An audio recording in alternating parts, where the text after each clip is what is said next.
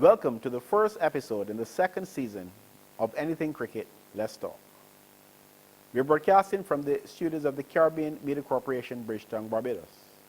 We'd all like to wish all of you all the best for 2020, cricket-wise and otherwise.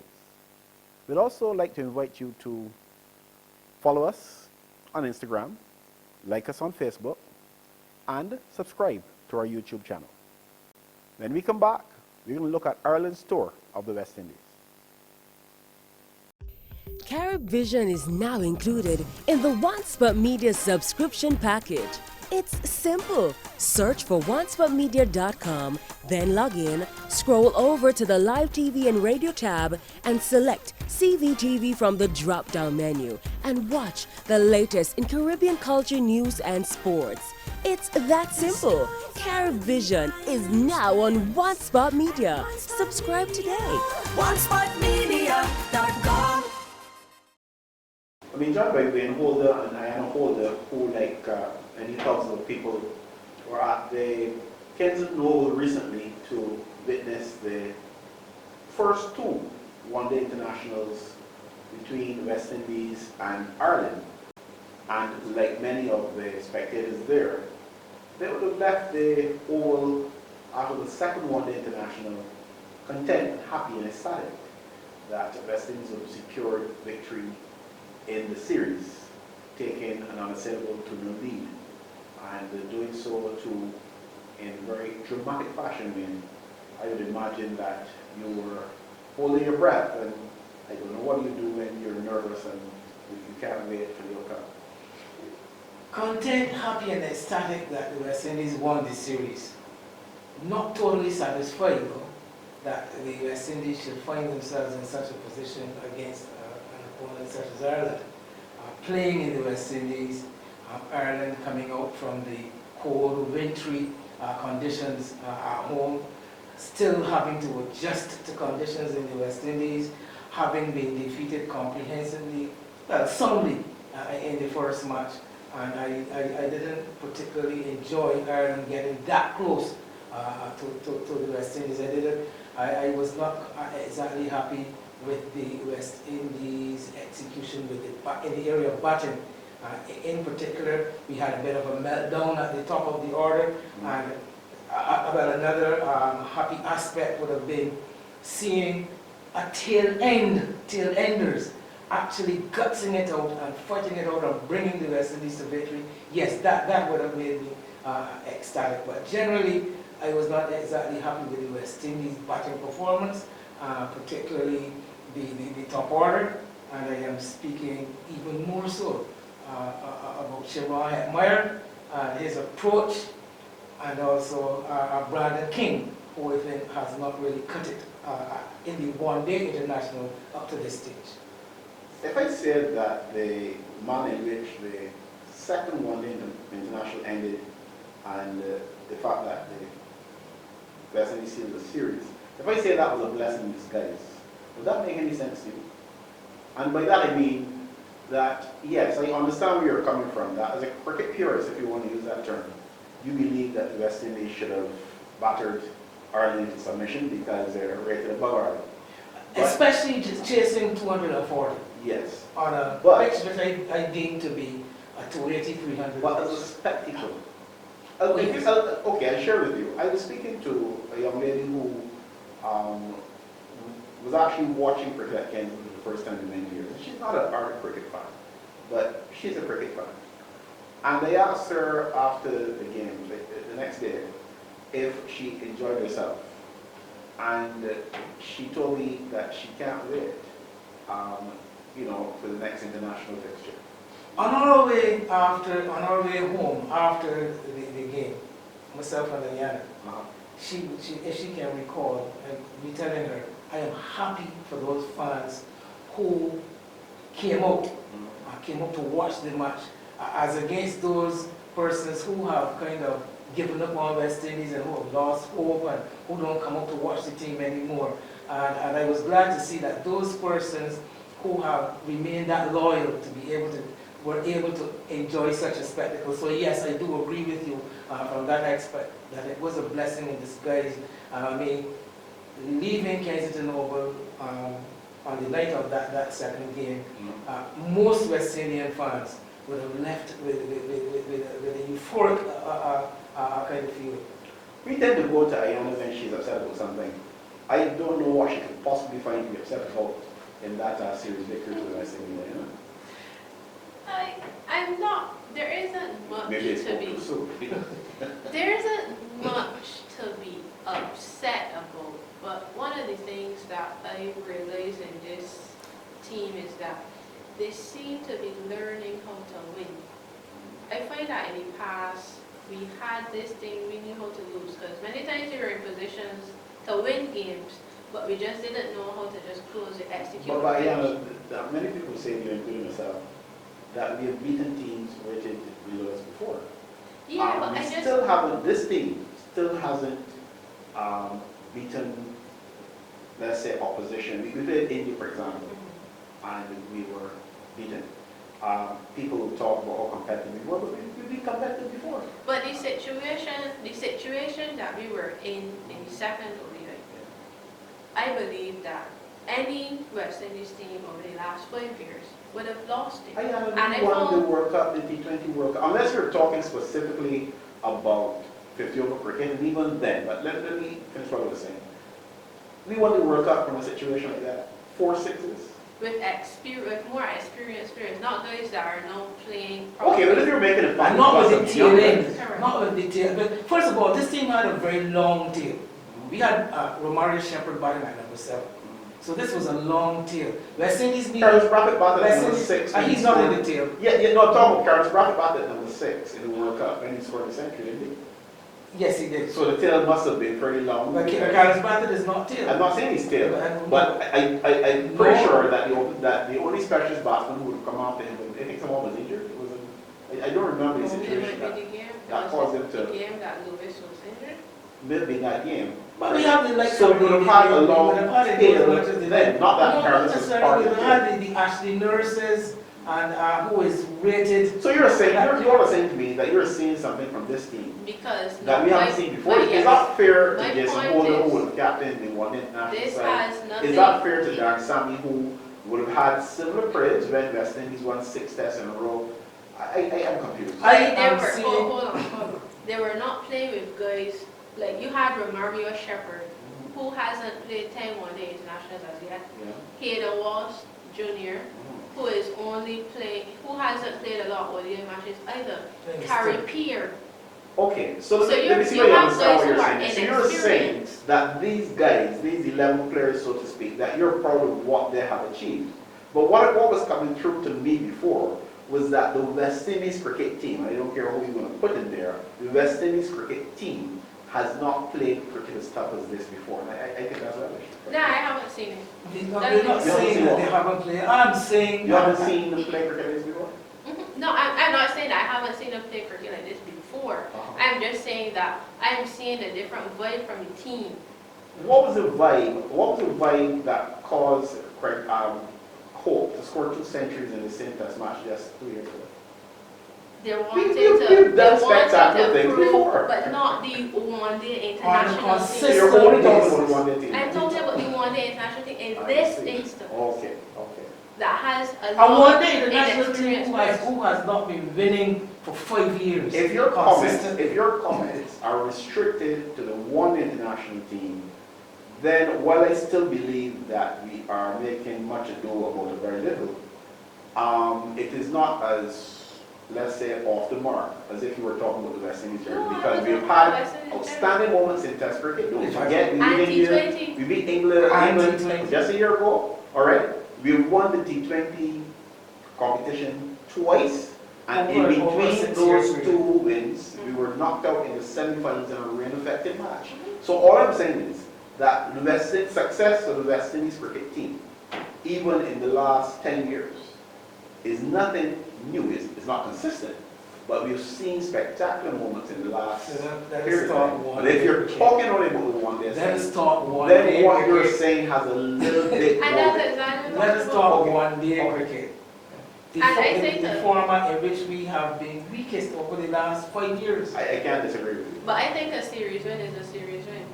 So Yeah, I'm not saying no, but I think people, to be quite frank, you've expressed yourself quite clearly, so I understand where you're coming from.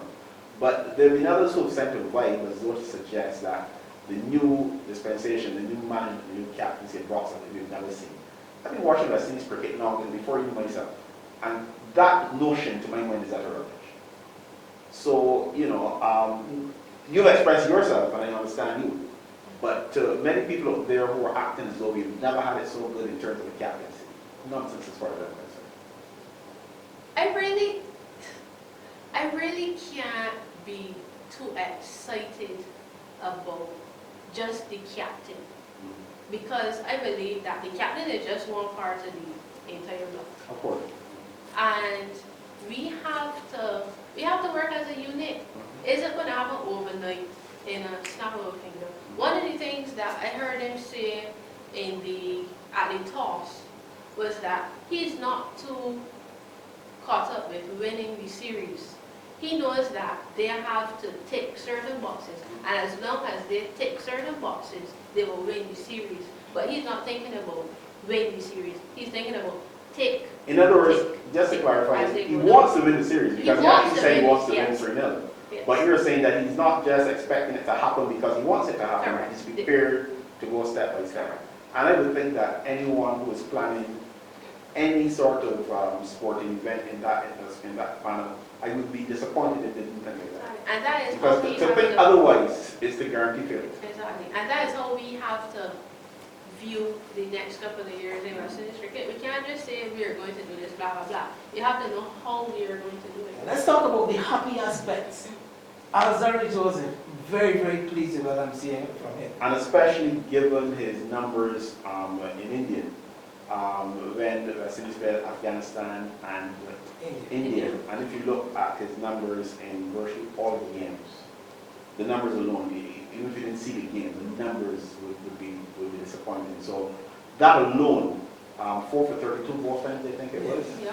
Even outside, But let's go past the numbers now. but that's what I'm So you saying. go past the numbers, you could see that. He looked fit, he looked focused, I like his rhythm, he looks like a man who You said he looked fit, but he also looked quick. well, because of the being fit, I like the way he's running through the crease, he's following the ball down the pitch. I was really impressed. Looking at his execution, I was very, very impressed. He stood out in the earlier part of the series for me. Alzari Joseph, yes, definitely.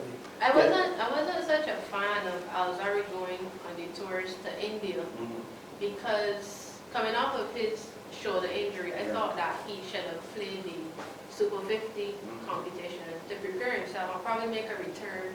No, so as we saw, he didn't really perform well in India, but because he got a run out and started to feel comfortable again, he hit his stride. Learned some lessons from India. But I would have to say that your thinking is sound. I think very often we try to rush players back too much, and we're going to get back into that in terms of talking about another player a little bit later. But yeah, I can certainly share your views on that. I think our whole management of players can be vastly improved. So anything else you want to add on the one international victory, folks? You think we've done justice to Hayden Walsh Jr.? Well, I guess Hayden, again, didn't set the world on fire with his bowling, but still very young in his ODI career. I think that was only his third one-day international. I speak subject to correction, but as far as I'm concerned, Hayden is an investment towards the future. And well, he shows his gutsiness, his handiness with his bat in that second game. He was more or less the one pillar that held that lower order, that tail end group together, that we were able to get across the line. And I think that his bowling could only get better. It could only get better. But I was disappointed that he was left out of the team for a couple of games in India, in preference for the orthodox left-arm spinner, because the wrist spinner is where it is at, it is where it is going these days. You don't need me to comment on that. No, you don't necessarily have to comment at all.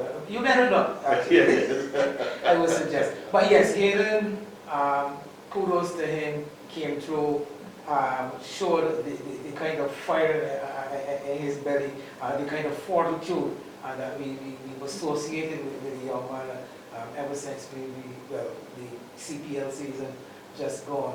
It is also notable that the second ODI match also coincided with the 10th anniversary of his father's death. And I think that may have had some influence on It did. Have quite a bit of influence, he said it himself. But, you know, we were talking about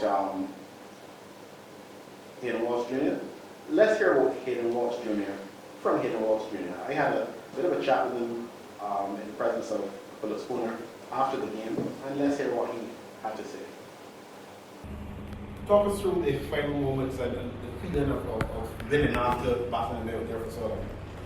Well, it was it was just a bit overwhelming. I was talking myself through the whole innings, and to get over the line, it was just like a long journey. Just felt like I just ran a whole marathon. Was there a lot of conversation between yourself and your two key partners? First of all, your twin, so to speak, and then, of course, Joseph? Yeah, well, I spoke to them a lot. I reassured them that we're gonna do this, and all we need to do is just watch the ball and look at the scoreboard. Very eventful, finding over two opportunities that could have gone so wrong for the West Indies. Share your feelings about that in terms of first of all, the very close run of that third umpires had to have a very long look at. What was it like waiting for that decision? Yeah, well, it was nerve-wracking. I went down to Sheldon, and he was like, he's not in, but he thinks that the guy dropped the ball. So I was a little more confident on that one. But the last one, I didn't expect him to come back for that one because the guy actually had the ball in his hands. So I didn't want to take any unwanted risks and lose a wicket. I guess some people probably figured you might have come back, be the senior partner, so to speak, and had you completely run out of time to get with that one. Yeah, well, I'm also I also back Sheldon to do a part. So I wasn't really looking to get the strike unless it's like the last ball or so. I think it was 2 balls left, right? So yeah. So I was expecting, I was hoping that he would get a single or we could scramble one, and then I face the last ball. If you go back to the early part of the match, though, were you surprised by the very positive approach? And not you would be the team. Were you all surprised by the very positive approach of the Irish batsmen, given the almost timid performance in the first game? No, we were expecting them to come back hard. The performance that they did in the first game wasn't, I wouldn't say it would reflect what they would like. So I was expecting them to come back harder and to give a better shot at winning the game. Did you ever think, I mean, you haven't played much for West Indies, it's only your second game for West Indies in the West Indies. In your wildest dreams, did you ever think you could win a match for West Indies with the bat? Yes. Yes. You obviously done well with America, so that helped you obviously. Did you thought back to those big innings? Yeah, well, I actually in the under 19 level, I was actually a batsman bowler. Oh, yeah. So I always love to, when it's batting time, I always love to get ready. Even though I'm batting 9, I'm always trying to find a way how I can get some. Yeah, yes. So you have a fair amount of confidence then coming in facing that crisis? Yes, for sure.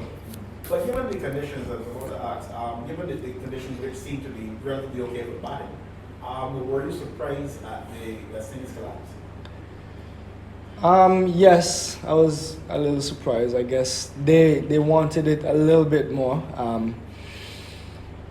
But it's cricket.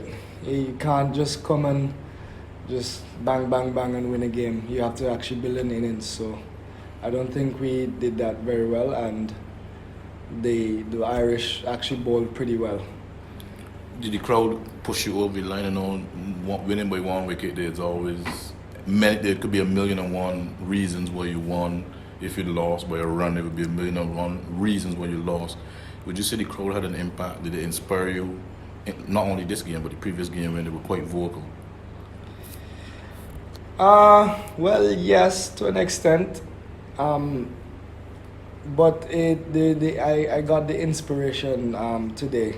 Today marks the 10th anniversary of my father's death, and I got that inspiration today to actually take the team over the line. Today's the very day? The very day that he died, 10 years ago.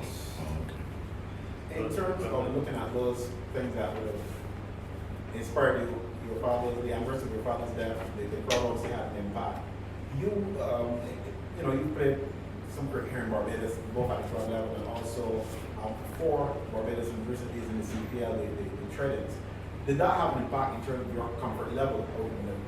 Yes, I would say so. I'm very, very familiar with the surroundings, the people, and I felt at home. I think maybe revisit what you talked about in terms of your inspiration. To what extent does your dad's influence, motivate you on a daily basis? I know he would be part of your development. To what extent does his memory motivate, generally speaking? Well, my father has been there ever since I know myself. I remember a newspaper cutout. I have it home of me at 4 years old at one of his games. So I've just been around him. He taught me how to play cricket. He taught me how to bowl leg spin, bat. He batted left-handed. So I just wanted to be like him and to actually come and do it for the West Indies, which was our dream. It's very pleasing. When you say our dream, you meant both of you? Yeah, we had. Towards Yeah, playing for yeah, West Indies? yes. So you heard from Hayden Walsh Jr. and here's wishing Hayden Walsh Jr. and the young West Indies team all the best moving forward in 2020. Carib Vision is now included in the OneSpot Media subscription package. It's simple. Search for onespotmedia.com, then log in, scroll over to the Live TV and Radio tab, and select CVTV from the drop-down menu and watch the latest in Caribbean culture, news, and sports. It's that simple. Carib Vision is now on OneSpot Media. Subscribe today. onespotmedia.com. That's our show. Thanks for watching. Special thanks to DA Computer Services and the Caribbean Media Corporation. Join us again soon for another episode of Anything Cricket. Let's talk.